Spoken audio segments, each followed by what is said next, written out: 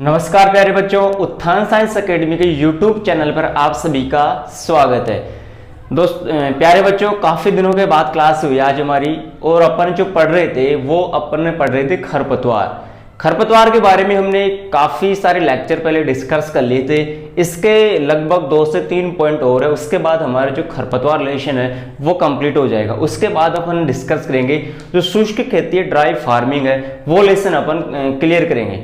कोशिश करेंगे कि जो 12th एग्रीकल्चर की जो क्लासेज है उनको अपन अब से क्या करेंगे, रेगुलर और कंटिन्यू करेंगे। ठीक है ना दोस्तों। एक बार जो पहले हमने डिस्कस किया था खरपतवार के बारे में, उनको थोड़ा सा फास्टली क्या करेंगे, रिवीजन कर लेते हैं, तो ताकि थोड़ा हमें पता भी चल जाएगा कि जो पहले लेक्चर में हमने पढ़ा था वो क्या क्या पॉइंट्स हमने क्लियर किए थे। खरपतवार के बारे में डिस्कस किया था, फिर उसके लाभ पढ़ी थी, हानियां भी पढ़ी थी, क्लासिफिकेशन के बारे में अपन डिस्कस कर रहे थे, खरपतवार नियंत्रण की विधियां पढ़ी थी, कौन सी विधियों से अपन इसका नियंत्रण करते हैं, लाभ कौन से, हानियां कौन सी है। ठीक है, फिर लास्ट लेक्चर में हमने डिस्कस किया था इसकी भौतिक और यांत्रिक विधियां कौन कौन सी थी खरपतवार की, वो हमने लास्ट लेक्चर में डिस्कस किया था। आज अपन बात करेंगे इसके जो केमिकल कंट्रोल है। खरपतवार को अपन केमिकल डालकर, रसायनों के छिड़काव से भी क्या करते हैं, उनको कंट्रोल करते हैं। तो आज के लेक्चर में प्यारे बच्चों अपन देखेंगे रासायनिक नियंत्रण कि खरपतवार को किस तरीके से अपने वहां से कवर करते हैं या फिर उसको संपूर्ण रूप से नष्ट करते हैं। प्यारे बच्चों, यहां से जो टॉपिक है ना केमिकल कंट्रोल का, यहां से जेट 2020 में 29 सितंबर को जो एग्जाम हुई थी जेट की, उसमें से एक क्वेश्चन आया था और यहां से लगभग हर कॉम्पिटिटिव एग्जाम में क्वेश्चन आता है, तो मोस्टली ये इंपॉर्टेंट पॉइंट है। तो देखिए बच्चों, आज का जो पॉइंट हमारा वो है केमिकल कंट्रोल ऑफ वीड, खरपतवार नियंत्रण, खरपतवार का रासायनिक नियंत्रण। क्या है प्यारे बच्चों, रासायनिक नियंत्रण। ठीक है, तो प्यारे बच्चों हमें यह पता होना चाहिए कि जो रासायनिक नियंत्रण है उसको अपन किस रूप से अपने उसका प्रयोग करें, यूज करें, ताकि खरपतवार को अपन अधिक से अधिक क्या कर सके, नष्ट कर सके। तो देखिए प्यारे बच्चों, सबसे पहले जो रासायनिक नियंत्रण का जो प्रयोग किया गया था, या फिर बात करें कि सबसे पहले जो शाकनाशी हर्बिसाइड कौन कौन से आए थे सबसे पहले, वो अपन डिस्कस करेंगे। तो प्यारे बच्चों, विश्व युद्ध का नाम आपने सुना होगा। एक प्रथम विश्व युद्ध हुआ था, एक द्वितीय विश्व युद्ध हुआ था। तो जो द्वितीय विश्व युद्ध हुआ था, द्वितीय विश्व युद्ध, वर्ल्ड वॉर, ठीक है ना, सेकेंड वर्ल्ड वॉर जो हुआ था वो कब हुआ था प्यारे बच्चों, वो हुआ था 1945 में। 1945 में सेकेंड वर्ल्ड वॉर हुआ था, द्वितीय विश्व युद्ध हुआ था। इस विश्व युद्ध के बाद 2 शाकनाशी लाए गए थे। कौन कौन से? एक तो था 2,4-D। 2,4-D का प्यारे बच्चों कई बार एग्जाम में एक क्वेश्चन, जो छोटे क्वेश्चन आते हैं ना, उनमें फुल फॉर्म पूछ लेता है, तो ये हमें पता होना चाहिए। तो फुल फॉर्म क्या होती है इसकी, 2,4, अब 2 को क्या कहते हैं प्यारे बच्चों, डाई।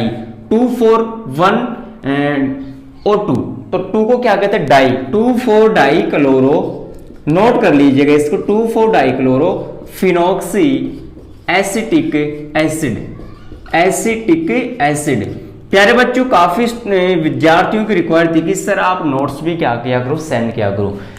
तो हर चीज में यहां पर लिख देता हूं, आप इनके क्या किया करो, इनके प्रॉपर साथ में नोट्स बनाया करो। ठीक है, तो नोट्स बनाओगे तो आपको याद भी हो जाएगा साथ में और समझ में आ जाएगा। ठीक है ना। तो 2,4-D का पूरा नाम क्या था, 2,4-डाई क्लोरोफिनॉक्सी एसिटिक एसिड। सेकंड जो शाकनाशी था, हर्बिसाइड था, वो कौन सा था दोस्तों, MCPA। अब प्यारे बच्चों MCPA का पूरा नाम क्या है, तो वो देखिए methyl chloro phenoxy propionic acetic acid, sorry propionic acetic acid नहीं है, सॉरी। MCPA की जो फुल फॉर्म है प्यारे बच्चों, काफी बार एग्जाम में पूछ लिया जाता है ये क्वेश्चन। तो मिथाइल क्लोरोफिनॉक्सी प्रोपियोनिक एसिड, ये हमारी बुक में दिए हुए 2 शाकनाशी हर्बिसाइड, फर्स्ट है 2,4-D, सेकंड है MCPA। आई होप कि बढ़िया तरीके से आपको ये जो फुल फॉर्म है आपको याद हो गई होगी। तो सबसे पहले जो 2 शाकनाशी, 2 जो हर्बिसाइड थे उनका प्रयोग किया गया था, फर्स्ट था 2,4-D और सेकंड था MCPA। ये भी हमें याद होना चाहिए। अब प्यारे बच्चों यहाँ पर एक पॉइंट बनता है, वो है शाकनाशी। शाकनाशी को अपन इंग्लिश में क्या कहते हैं, इंग्लिश भी कवर करते चलिए, हर्बिसाइड। क्या कहते हैं प्यारे बच्चों, हर्बिसाइड। अब हर्बिसाइड की जो डेफिनेशन होगी वो क्या होगी प्यारे बच्चों, सीधी सी बात है, शाकनाशी। शाकनाशी का मतलब हुआ कि शब्द को तोड़ दो, इसका विच्छेद कर दो। शाक मतलब पौधे का जो भी भाग है उसका क्या कर देगा, नाश कर देगा, सत्यानाश कर देगा, सीधी सी बात है। तो पौधे के सभी भागों को या खरपतवार को संपूर्ण रूप से नष्ट कर देते हैं। क्या कर देते हैं प्यारे बच्चों, नष्ट कर देते हैं। Okay, doubt clear. खरपतवार, शाकनाशी हर्बिसाइड को अपन क्या कहेंगे, जो पौधे का संपूर्ण भाग है, या फिर कहें कि जो खरपतवार है उनको नष्ट कर देते हैं, उन्हें क्या कहते हैं, खरपतवार नाशी कहते हैं, शाकनाशी कहते हैं, या फिर कह सकते हैं उनको हर्बिसाइड कह सकते हैं। ठीक है, तो प्यारे बच्चों यहां पर फिर बनता है नेक्स्ट अपना पॉइंट होता है क्लासिफिकेशन। अब यहां पर क्लासिफिकेशन की बात करेंगे, वर्गीकरण की बात करेंगे। प्यारे बच्चों मैं इसको मिटा देता हूं ताकि जो क्लासिफिकेशन है वो आपको प्रॉपरली दिख जाए। जो क्लासिफिकेशन है इसका केमिकल कंट्रोल का, उसको मुख्यतः अपने 4 पार्ट्स में डिवाइड किया है। कितने पार्ट में डिवाइड किया है प्यारे बच्चों, 4 भागों में इसको बांटा है।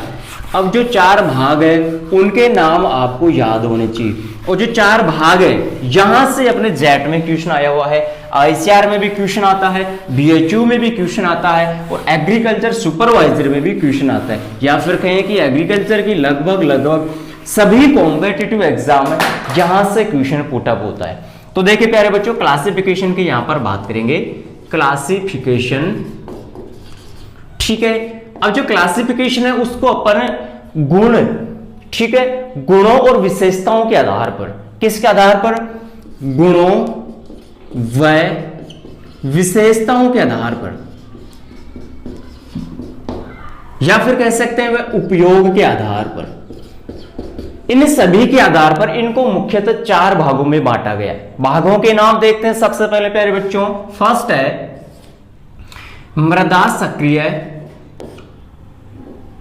नहीं नंबरिंग से चलते हैं अपने यहां। फर्स्ट है प्यारे बच्चों वर्णात्मक एवं अवर्णात्मक, वर्णात्मक एवं अवर्णात्मक शाकनाशी। प्यारे बच्चों इनकी इंग्लिश टर्मिनोलॉजी है वो भी आपको आनी चाहिए। तो देखिए वर्णात्मक मतलब इनका क्या करेंगे, सेलेक्ट करेंगे। सिलेक्टिव को तो जानते हो, चयन करना। तो प्यारे बच्चों इसको कहते हैं सिलेक्टिव, इसको क्या कहते हैं सिलेक्टिव, और इसको क्या कह दिया, नॉन सिलेक्टिव। क्या कह दिया, non selective herbicide, herbicide. Doubt clear, selective and non selective herbicide. तो प्यारे बच्चों क्वेश्चन में आंसर रटने की कोशिश बिल्कुल भी मत करना। वर्ण का मतलब सीधी सी बात है चयन करना। वर्ण का मतलब क्या है प्यारे बच्चों, चयन करना। और अवर्णात्मक का मतलब हो गया कि यहां पर ये चयन नहीं करेगा। क्या नहीं करेगा प्यारे बच्चों, चयन नहीं करेगा। अपन जैसे कोई भी स्टूडेंट्स होते हैं, ठीक है, मैंने कहा कि कोई भी नाम लेके कि तू ये काम करेगा, तो मैंने उसको क्या किया, सिलेक्ट किया। मैंने पर्टिकुलर उसको सिलेक्ट कर लिया कि दिनेश तेरे को ये करना है, मोहन तेरे को ये करना है। अपन तो वही नाम लेंगे, अपने मॉडल नहीं चलेंगे। तो मैंने मोहन और दिनेश को क्या किया प्यारे बच्चों, सिलेक्ट किया है कि तेरे को ये करना है, शाकनाशी का इस तरह से प्रयोग करना है। और फिर अवर्णात्मक, मैंने पूरी क्लास को एक साथ कहा है, मतलब किसी को भी मैंने सिलेक्ट नहीं किया, तो वो क्या हो गया, अवर्णात्मक। क्या हो गया प्यारे बच्चों, अवर्णात्मक। तो चयन का मतलब हो गया कि यहां पर अपन एक पर्टिकुलर पौधे का चयन करते हैं, ठीक है। जैसे फॉर एग्जांपल के तौर पर यहां पर अपन गेहूं लेते हैं। क्या लेते हैं प्यारे बच्चों, गेहूं। तो गेहूं की फसल में होता है चौड़ी पत्ती का खरपतवार। क्या होता है, चौड़ी पत्ती का खरपतवार। अब चौड़ी पत्ती के खरपतवार के लिए कौन सा शाकनाशी लेते हैं प्यारे बच्चों, 2,4-D। 2,4-D चौड़ी पत्ती के खरपतवार के लिए कौन सा खरपतवार नाशी या फिर शाकनाशी या फिर हर्बिसाइड उपयोग में लेते हैं, 2,4-D। अब जो 2,4-D को डालेंगे ना प्यारे बच्चों, ये पर्टिकुलर अपन किस में डालेंगे, खरपतवार पर डालेंगे। किस पर डालेंगे, खरपतवार पर डालेंगे। लेकिन गेहूं का जो मुख्य फसल है, गेहूं की मुख्य फसल है, उसमें कोई हानि नहीं होगी। मुख्य फसल में क्या नहीं होगी, कोई हानि नहीं होगी। 2,4-D केवल और केवल किसको हानि पहुंचाएगा? खरपतवार को नष्ट करेगा। प्यारे बच्चों 2,4-D का क्वेश्चन काफी बार पुटअप होता है। प्रथम शाकनाशी बनाता वो कौन सा था? 2,4-D। एक क्वेश्चन तो ये बन गया। सेकंड क्वेश्चन बनता है कि वह कौन सा शाकनाशी है जो शाकनाशी के रूप, वह कौन सा रसायन है जो शाकनाशी का भी काम करता है और हार्मोन का भी काम करता है, तो वो कौन सा है प्यारे बच्चों? सेकंड क्वेश्चन बनता है 2,4-D। शाकनाशी का भी काम करेगा और हार्मोन का भी काम करेगा। अब शाकनाशी का काम कब करेगा और हार्मोन का काम करेगा कब करेगा? तो इनकी मात्रा के आधार पर ये हार्मोन्स और शाकनाशी का काम करता है। तो प्यारे बच्चों मोस्ट इंपोर्टेंट क्वेश्चन है, नोट कर लीजिएगा। तो शाकनाशी का प्रयोग ये कब करेगा? जब इसकी मात्रा कितनी होगी?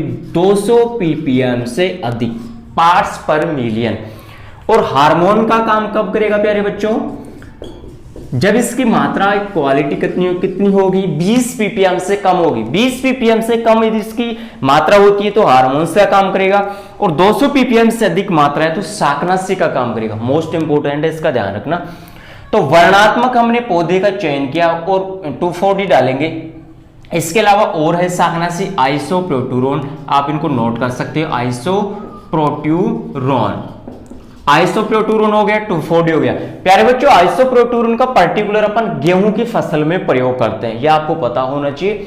ठीक है, इमिजाथा पर जैसे सोयाबीन में लेते हैं। ओके, तो 2,4-D और आइसोप्रोट्यूरोन का चयन किया किसमें? खरपतवार को नष्ट करने के लिए। तो ये तो फर्स्ट हो गया वर्णात्मक। अब अवर्णात्मक देखो, अवर्णात्मक में क्या होता है प्यारे बच्चों?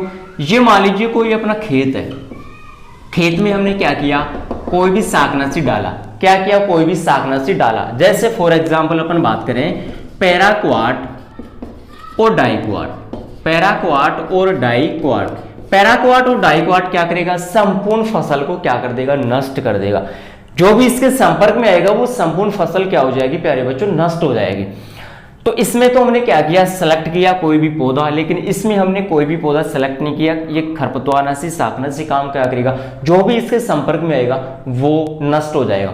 बोले जो भी मेरे टक्कर में आएगा उसको जलकर राख हो जाएगा। ठीक है ना, सीधी सी बात है। तो फर्स्ट पॉइंट हमारा क्या था? क्लासिफिकेशन फर्स्ट हमारा क्या था? वर्णात्मक और अवर्णात्मक। आई होप कि आपको बढ़िया तरीके से समझ में आ गया होगा, और इसके एग्जाम्पल भी हमने देख लिए। पैराक्वाट और डाइक्वाट ये नॉन सेलेक्टिव है, और सेलेक्टिव कौन सा है प्यारे बच्चों? 2,4-D और आइसोप्रोट्यूरोन। सेकंड अपन यहां पर बात करेंगे मृदा सक्रिय व पत्र सक्रिय शाकनाशी। सेकंड क्लासिफिकेशन क्या है मेरे प्यारे बच्चों?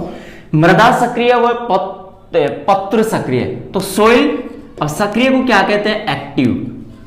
सक्रिय को क्या कहते हैं? एक्टिव। पत्र की बात करें तो पत्र को अपन क्या कहते हैं यहां पर? फोलिएज एक्टिव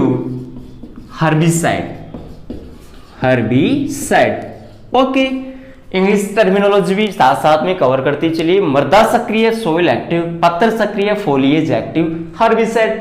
अब देखो यहां पर भी रटने की कोशिश नहीं करना, क्वेश्चन में आंसर है मृदा सक्रिय। इसका मतलब क्या होगा? ये किसमें सक्रिय होगा? मृदा में सक्रिय होगा। किसमें सक्रिय होगा? मृदा में सक्रिय होगा। ठीक है। पत्र सक्रिय, पत्र का मतलब पत्तियां, पौधे की जो पत्तियां होती है उनमें क्या होगा? ये सक्रिय होगा। दोनों का जो हमने अर्थ निकाला, निचोड़ निकाला, वो निकल कर आया कि मृदा सक्रिय का तो होता है कि ये मृदा में क्या होता है? सक्रिय होता है। पत्र सक्रिय होता है कि पत्तियों में क्या होता है? सक्रिय होता है। अब सक्रिय कैसा होगा देखिए, मान लीजिए अपन खेत की क्या कर रहे हैं? जुताई कर रहे हैं। खेत की क्या कर रहे हैं? जुताई। तो जुताई से पहले, खेत की जुताई से पहले क्या करेंगे? इसको अपन मृदा में डाल देंगे। कहां पर डाल देंगे? मृदा में डाल देंगे। और मृदा में डालने के बाद क्या करेंगे? खेत की बारी बारी से क्या करेंगे प्यारे बच्चों? जुताई करेंगे। बारी बारी से क्या करेंगे? जुताई करेंगे। और जुताई करने से खेत क्या हो जाएगा? भुरभुरा हो जाएगा। खेत क्या हो जाएगा प्यारे बच्चों? भुरभुरा हो जाएगा। यहाँ पर सीधी सी बात कह सकते हैं कि जो केमिकल अपन यूज कर रहे हैं वो अपन जुताई से पहले डाल देंगे, और खेत की बारी बारी से क्या करेंगे? जुताई करेंगे। जुताई करने से मिट्टी में क्या हो जाएगा? मिक्स हो जाएगा। या फिर कह सकते हैं सेकंड पॉइंट हमारा कि खरपतवार के अंकुरण से पहले या अंकुरण समय, खरपतवार अंकुरण के समय खरपतवार अंकुरण के समय भी अपन क्या कर सकते हैं, इस केमिकल का अपन क्या करेंगे, यूज करेंगे। क्या करेंगे प्यारे बच्चों, यूज करेंगे। अब वो कौन कौन से एग्जाम्पल है तो देख लिए, एट्राजिन, एट्राजिन, ठीक है ना, एट्राजिन भी लेते हैं, सीमाजीन भी लेते हैं प्यारे बच्चों, एट्राजिन और सीमाजीन। एट्राजिन को मक्का में लेते हैं, सीमाजीन को गेहूं में भी लेते हैं, ठीक है ना, ये हमें पता होना चाहिए। तो एट्राजिन और सीमाजीन का जो उपयोग करते हैं वो बुआई से, जुताई से पहले करते हैं और खरपतवार के पौधों का जो अंकुरण होता है उस समय करते हैं। सीमाजीन हो गया, एट्राजिन हो गया, इसके अलावा पेंडिमेथिलीन हो गया, और कौन सा हो गया प्यारे बच्चों, पेंडिमेथिलीन। 3 एग्जाम्पल हो गए। ये एग्जाम्पल ही मोस्ट इंपोर्टेंट है, आपको पता होना चाहिए कि मृदा सक्रिय में एग्जाम्पल कौन कौन से, एट्राजिन, सीमाजिन, पेंडिमेथिलीन, जिनका उपयोग मृदा में जुताई से पहले और खरपतवार अंकुरण के समय इनको क्या करते हैं, मृदा में डाल देते हैं। सेकंड देखिए पत्र सक्रिय। अब इनमें क्या होता है प्यारे बच्चों, मान लीजिए ये कोई पौधा है, क्या है, कोई पौधा है।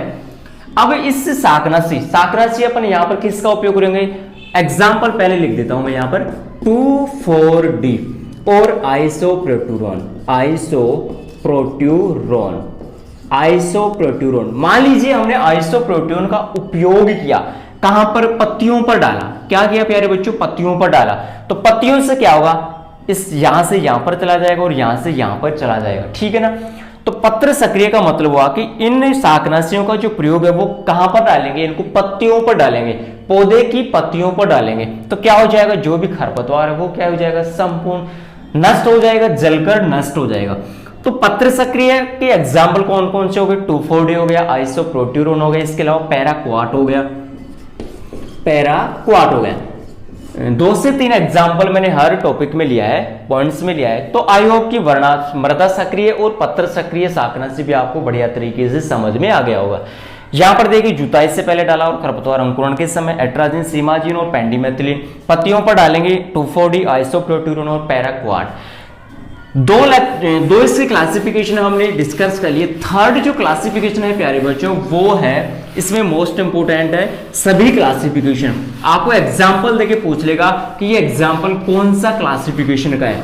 और जेट आईसीआर में क्वेश्चन कैसे पुटअप करता है कि अंकुरण से पहले या फिर बुआई से पहले किस खरपतवारनाशी का अपन उपयोग करते हैं। अब की बार जो एग्जाम में जेट 2020 में जो क्वेश्चन आया था ना, वो आया था कि अंकुरण से पहले किससे खरपतवारनाशी का उपयोग में लेते हैं, ठीक है ना, ये मोस्ट इंपोर्टेंट था।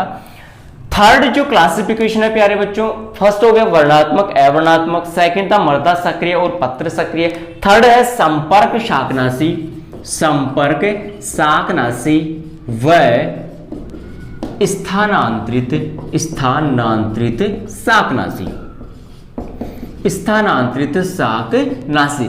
प्यारे बच्चों संपर्क शाकनाशी, संपर्क तो आप जानते हो, मोबाइल फोन सभी के पास है, चलाते हो। यदि उसकी लैंग्वेज आप हिंदी में करते हो तो कांटेक्ट जो नंबर होते हैं ना, अपन नंबर सभी के सेव करके रखते हैं, पता नहीं किस किस के, काफी लोग तो कुछ कह नहीं सकते।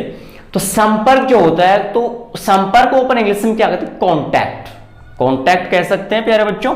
तो इसको क्या कह दिया, कॉन्टैक्ट हर्बिसाइड, हर्बिसाइड। एंड स्थानांतरित को क्या कहते हैं, ट्रांसफर, वैसे स्थानांतरण होना। यहां पर क्या लिखा, translocated, translocated herbicide, herbicide, translocated herbicide. तो प्यारे बच्चों यहां पर देखिए संपर्क का मतलब हुआ कि कोई भी दो वस्तु या फिर कोई भी दो जीव आपस में संपर्क में आ रहे हैं ना, वही चीज क्या है, संपर्क।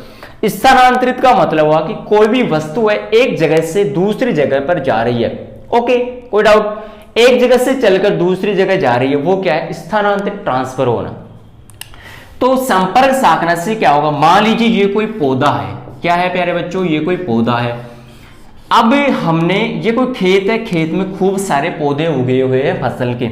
अब हमने यहां पर शाकनाशी का उपयोग किया, कौन कौन से, मान लीजिए पैराक्वाट और डाइक्वाट। एग्जाम्पल क्या है इसके, पैराक्वाट और डाइक्वाट। पैराक्वाट और डाइक्वाट का हमने उपयोग किया फसल, खेत की फसल में, और इसको अपन डाला पौधों पर।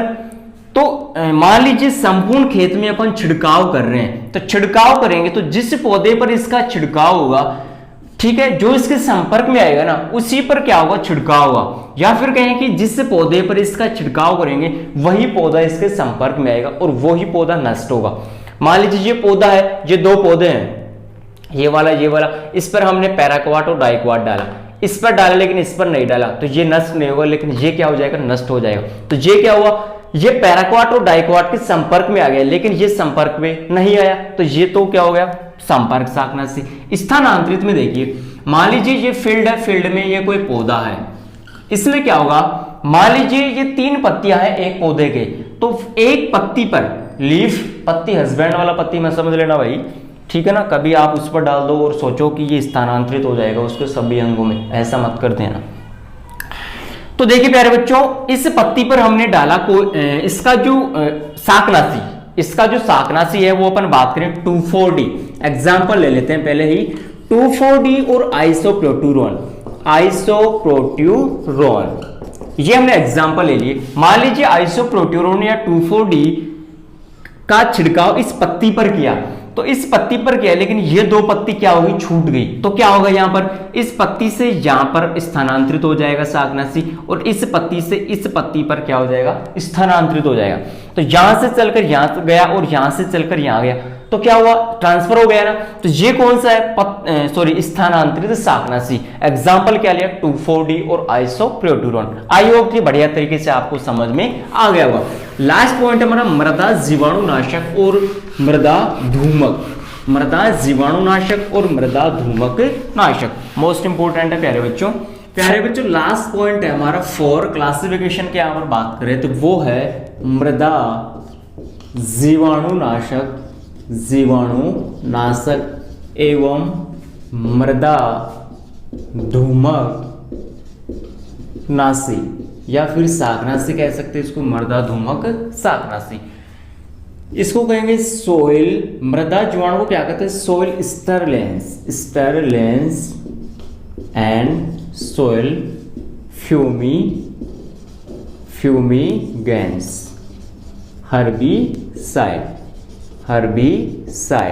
ठीक है प्यारे बच्चों, अब इसमें अपन एग्जाम्पल देख लेते पहले, ताकि और बढ़िया तरीके से अपने को समझ में आ जाएगा कि मृदा जीवाणुनाशक कौन कौन से हैं, शाकनाशी, मृदा धूमक शाकनाशी कौन कौन से हैं। तो यहाँ पर देखिए डाईयूरोन, इसमें आ जाएंगे CS2, कार्बन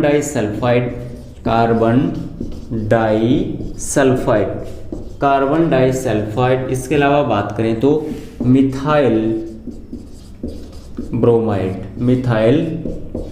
ब्रोमाइड। ठीक है, अब देखिए इसमें होता क्या है, इसके अलावा सिमेजीन हो गया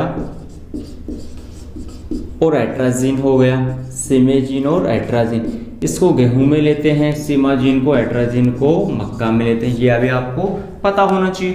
तो मृदा जीवाणुनाशक मतलब मृदा में उपस्थित जीवाणुओं का क्या करेंगे, नाश।